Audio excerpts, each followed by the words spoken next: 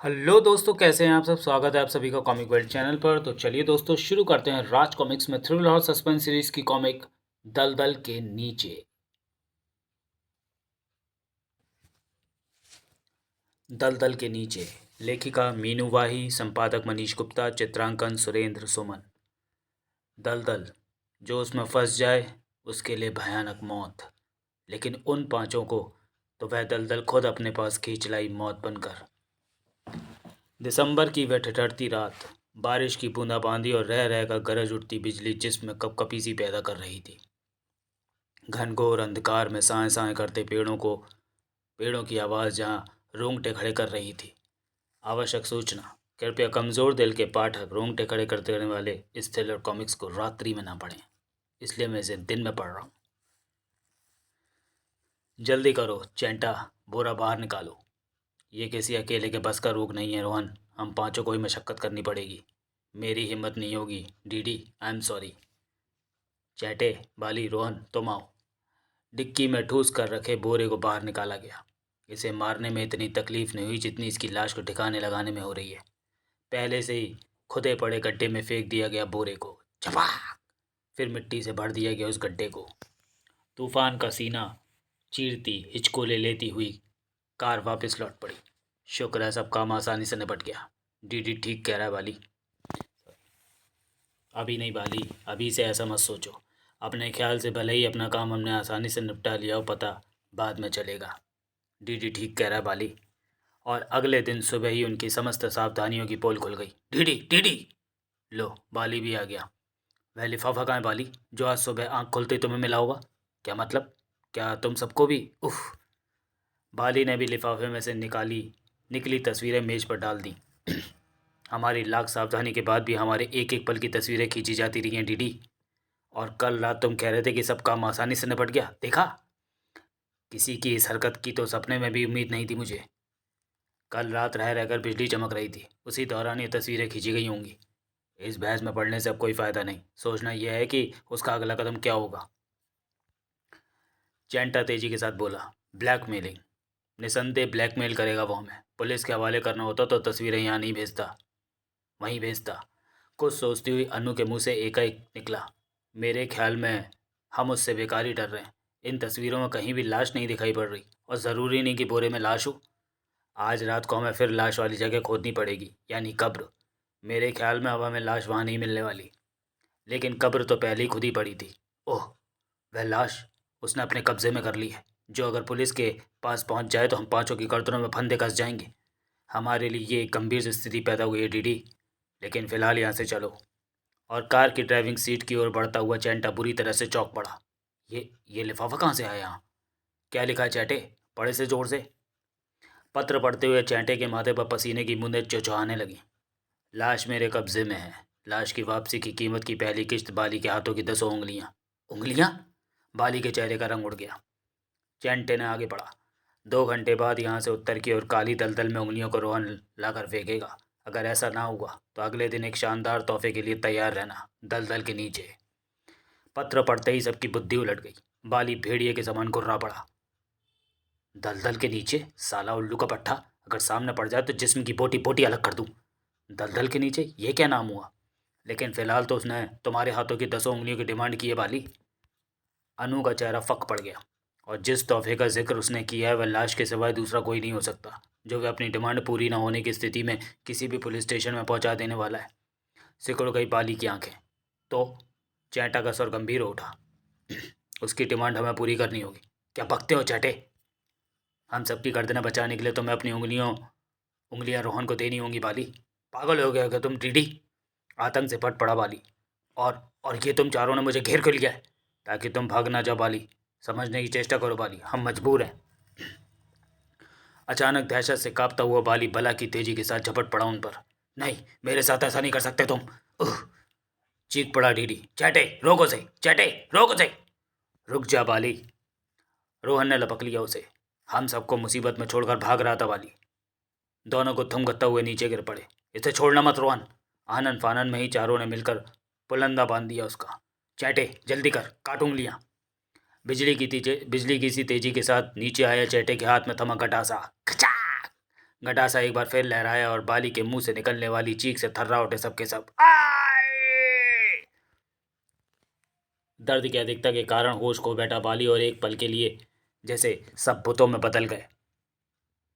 सर्वप्रथम डीडी ने अपने होश संभाले। रोहन, बाली की 10 उंगलियों को उठाकर एक रुमाल में बांध लो। लेकिन बाली का क्या होगा? चैटे, कार में से फर्स्ट एड बॉक्स निकालकर इसकी ड्रेसिंग कर दो। ना जाने क्यों बाली की उंगलियां एकत्रित करते समय रोहन के हाथ थर थर कांप रहे थे। चैटे ने बाली के हाथ की ड्रेसिंग करके उसे कार की पिछली सीट पर डाल दिया। रोहन, बाली की उंगलियां लेकर अब तुम्हें काली दलदल पहुंचना है, लेकिन अगर दलदल के नीचे ने मुझ पर जानलेवा हमला कर दिया तो उसके लिए एक अंडासा अपने कपड़ों में छिपा कर रखो। हम तुम्हारा यही इंतजार करेंगे रोहन। केवल 10 ही मिनट बाद रोहन लौट आया। उंगलियां काली दलदल में फेंकने के बाद में एक पल भी वहां नहीं रुका। रुकता भी कैसे? हर पल मौत सी झपटती लग रही थी मुझ पर। उसके बाद वे वापस लौट पड़े और लौट पड़ा था वह साया भी जिसकी आंखों में थी एक खौफनाक चमक और दिल में थी नफरत ही नफरत। 2 दिन बाद बाली को होश आया तो वह अपनी दुर्दशा देख पागल सा हो गया, लेकिन हम सबकी जान बचाने का यही एक उपाय था बाली, सिर्फ यही एक। नहीं नहीं। और तीसरे दिन डीडी को डाक से मिले उस पत्र ने उनके छक्के छुड़ा दिए। रोहन की जीप की डिमांड की है इस बार उसने। मेरी जीप? जीप? ओह, जीप! आतंक से पीला पड़ गया रोहन का चेहरा। मैं अपनी जीप नहीं दूंगा। उसने सिर्फ 1 घंटे में जीप काली दलदल में फेंकने का समय दिया है, वरना वह लाश का तोहफा भयानक अटाज कर उठा बाली। जीप तो तुझे भी देनी होगी रोहन। नहीं। कुत्तों की तरह टूट पड़े सब रोहन पर। चैटे, मुंह खोल इसका। नहीं। डीडी ने चाकू के एक ही झटके से काट डाली जीप रोहन की। खच! जीप काली दलदल में फेंकने का काम इस बार चैटे को करना है। जरूर करूंगा। डीडी के फार्म हाउस से कार लेकर निकल पड़ा चैटा। चेक पोस्ट रुको।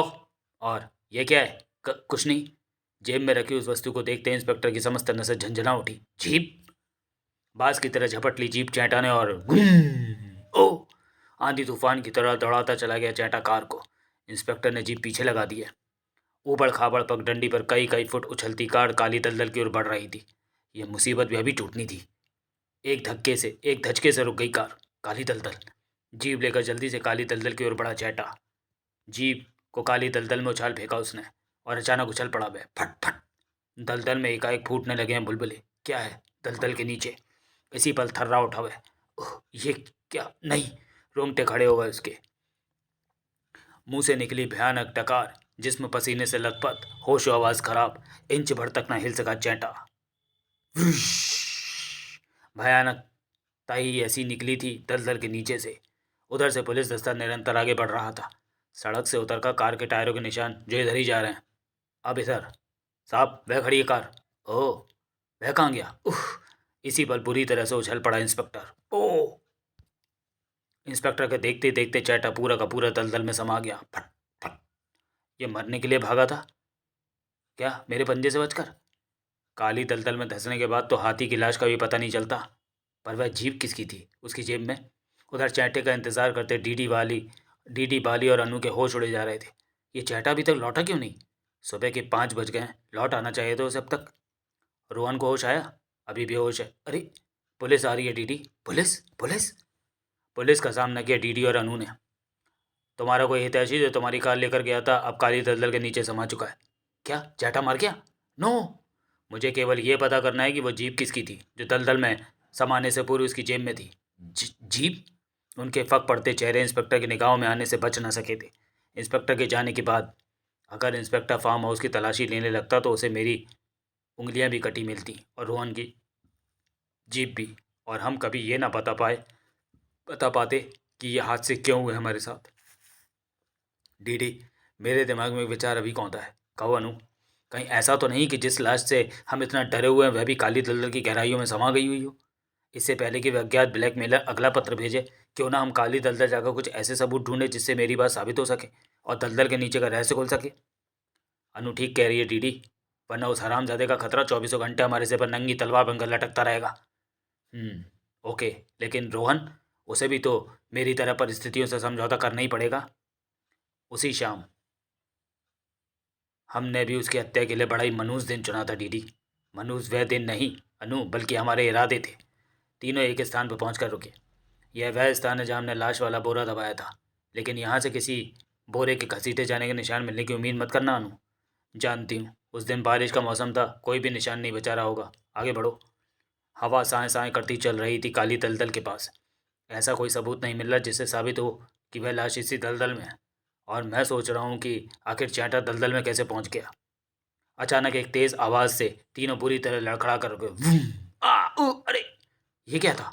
ऐसा लगा जैसे जमीन के नीचे तेजी से कुछ निकल गया। डीडी, मुझे डर लग रहा है, यहाँ से चलो। डीडी प्लीज यहाँ से चलो। जमीन के नीचे से वाकई कुछ निकल गया था। वूम! जो कि निकल कर आया था दलदल के नीचे से। फार्म हाउस में बिल्कुल अकेला था रोहन। जीप कट जाने से गूंगा हो गया था वो। वूम! जीप कट जाने के एहसास से पागल सा उठा था रोहन। अपने बाल नोच डाले उसने। ठीक इसी पल दहशत सी सवार हो गई उस पर। चटाक! आंखें देख रही थी एक विचित्र दृश्य। कमरे में जैसे भूकंप आ घुसा था। इधर हलक फाड़कर चीखने का प्रयत्न भी व्यर्थ गया उसका। भूकंप ने ज्वालामुखी का रूप धर लिया। रोहन की गूं गूं मौत की हिचकी में बदल गई।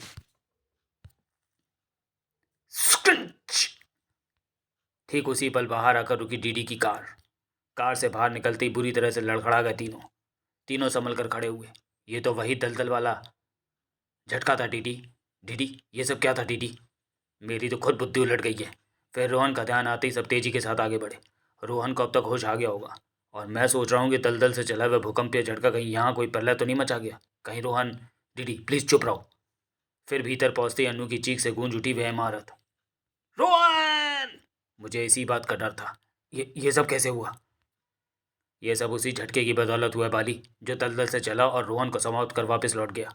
इसका मतलब फिर चैंटा भी इसी झटके का शिकार हुआ होगा। आतंकित से अन्नू चीख पड़ी। लेकिन ये झटका है क्या भला? डीडी और बाली दोनों के पास इस प्रश्न का कोई उत्तर नहीं था। तीनों रोहन के कमरे से बाहर निकल आए। अब इस लाश का क्या करेंगे?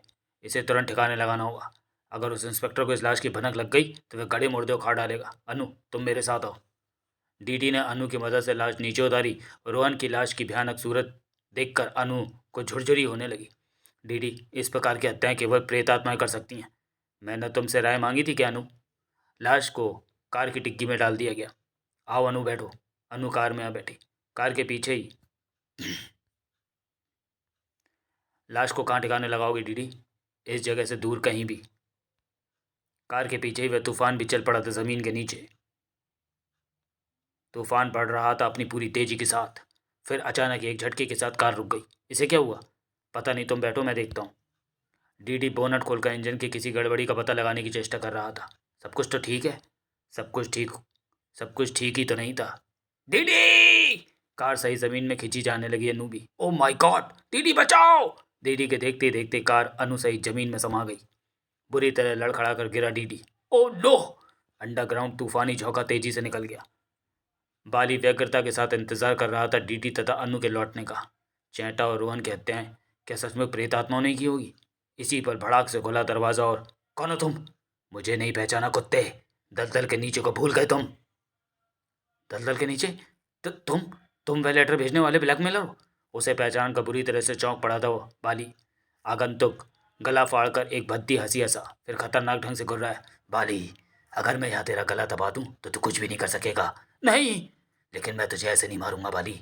वह तो एक आसान मौत हो गई, तुझे तो एक भयानक मौत मरना है बाली। नकाबपोश मुड़ा और भड़ाक की आवाज के साथ दरवाजा वापस बंद हो गया। भड़ाक! नहीं! आतंक के साथ चीखता चला गया बाली। खोलो दरवाजा, खोलो, कोई है? डीडी, अन्नू, कोई है, कोई है? नकाबपोश भी न जाने कहाँ गायब हो चुका था। तूफान ने बाली के कमरे का रुख कर लिया था। मौत की हाट ने पागल कर दिया बाली को। नहीं, बचाओ, रोको, इसे रोको! फूट पड़ा तूफान। भड़ाक! नहीं! हवा के झोंके के समान डीडी ने कमरे में प्रवेश किया। बाली, बाली, बाली! डीडी! बाली, मैं आ रहा हूं बाली! बाली को रोक पाने की वह पहली व आखिरी कोशिश ही व्यर्थ गई डीडी की। फर्श पर मुक्के बरसाता चीख पड़ा डीडी। नहीं, कौन हो तुम, कौन हो तुम? जवाब तुरंत मिला डीडी को। दिल जैसे उछलकर हलक में आपसा उसका। नस नस तन गई। सूखे पत्ते से कांपते डीडी के होश आवाज उड़ गए। हा हा हा हा हा। मौत एक ठोस हकीकत है जिसकी जिस रूप में आनी है वह जरूर आएगी, किंतु फिर भी मौत को सामने देख इंसान उससे बचने के लिए क्या नहीं करता। नहीं, तू मुझे नहीं मार सकती डायन। मैं भाग जाऊंगा। हाँ, तू मुझे नहीं पकड़ पाएगी। अंधाधुंध भागा डीडी। बादलों की भयानक गड़गड़ाहट में चीखें दम तोड़ गई थी उसकी। भागा भागा भागा और फिर अचानक इटको खा कर गिर पड़ा। ठाक! उठा तो और भी बुरी तरह से उछल पड़ा। तुम कौन हो तुम? बाली के भयानक सिर की जगह नजर आया वह नकाबपोश। तुझे अपना परिचय देना मैं जरूरी नहीं समझता हरामजादे। तेरे लिए इतना ही बता देना बहुत होगा कि वो बोरा मैंने ही वहां से गायब किया था। तो तुम कमीने कुत्ते! नकाबपोश पर झपट पड़ा डीडी। इसी पल नकाबपोश के इस गुस्से ने डीडी के मस्तिष्क के समस्त तार एक साथ झंझना दिए। पागल कुत्ते की मौत मरेगा तू डीडी। आ! बता किसकी लाश थी वो जिसे बोरे में बंद करके दफना दिया था तुम पांचों ने? वो लाश तुम्हारे 4 साथियों को बेरहमी से मार चुके डीडी। बता बता कौन थी वो? और हताश सा चीख पड़ा डीडी। वो लाश मेरी पत्नी गीता की थी, जिससे दहेज के नाम पर कुछ हासिल नहीं हुआ था मुझे। सेठ भौटिया की बिगड़ी हुई ड्रग एडिक्ट लड़की अनु से शादी करके मैं उसकी जायदाद पाना चाहता था। तब फिर चैंट के दिखाए रास्ते पर चलो डीडी। उसके लिए तुम्हें अपनी पत्नी गीता को रास्ते से हटाना होगा। मैं हटा दूंगा उसे रास्ते से आज रात को। हमने उस रात मार डाला उसे। तेरा मरना ज़रूरी है, तभी हम पांचों दौलत में खेल सकेंगे। लेकिन तुमने लाश गायब कर दी। वह लाश कहाँ है? मुझे उसके पास ले चलो। मैं अपने पापों की क्षमा मांग लूंगा गीता से। वह लाश वहीं है डीडी, उस काली दलदल में। मैं तो लाश का विधिवत क्रियाक्रम करना चाहता था, लेकिन लाश खुद ही चिता से उड़कर दलदल में जा गिरी। यह सुनते ही डीडी दलदल की ओर भागा। गीता, मुझे माफ कर दो गीता। इसी पल दलदल का सीना फट पड़ा और गीता! डीडी एक झटके के साथ उछलकर दलदल में जा गिरा। नहीं गीता, मुझे क्षमा कर दो। मैं नहीं! दलदल निकल गई डीडी को। इधर नकाबपोश ने अपने चेहरे से नकाब हटाया तो गीता, क्या तुम मेरी आवाज़ सुन रही हो? मुझे क्षमा कर देना गीता। उस रात तुमने मुझे फ़ोन किया। इंस्पेक्टर, मैं गीता बोल रही हूँ। मेरी जान खतरे में है। दरवाज़ा तोड़ा जा रहा है, प्लीज़ जल्दी आइए। मैं आ रहा हूँ गीता जी। आपका एड्रेस? लेकिन शायद उसी वक्त हत्यारों ने दरवाज़ा तोड़ दिया और तुम मुझे एड्रेस ना बता सके। मैंने फ़ोन के बूते पर ही तुम्हारा पता तलाश किया और जब तुम्हारे फार्म हाउस पर पहुँचा तो ओह, इस बोरे में शायद गीता की ही लाश है। मुझे पहुँचने में देर हो गई, लेकिन मैं उन हत्यारों को अपने ढंग से सज़ा देने का मन बना चुका था। लेकिन गीता, उन परिंदों को अपने हाथों से नहीं मार सका। इस बात का मुझे सदा अफसोस रहेगा। गीता, तुम कहाँ हो गीता? लेकिन चारों ओर हवा की तीव्र साय साय के अलावा और कुछ भी सुनाई नहीं दिया था इंस्पेक्टर को। और उस साय साय में दलदल के नीचे से निकलकर दलदल की मौत यानी गीता की आत्मा अपना बदला लेने के पश्चात अब शांत होकर निकल चली थी। समाप्त। तो चलिए दोस्तों, वीडियो को यहीं समाप्त करते हैं और मिलते हैं थ्रिलर और सस्पेंस सीरीज़ की किसी अगली कॉमिक्स में अगले वीडियो में। तब तक के लिए धन्यवाद।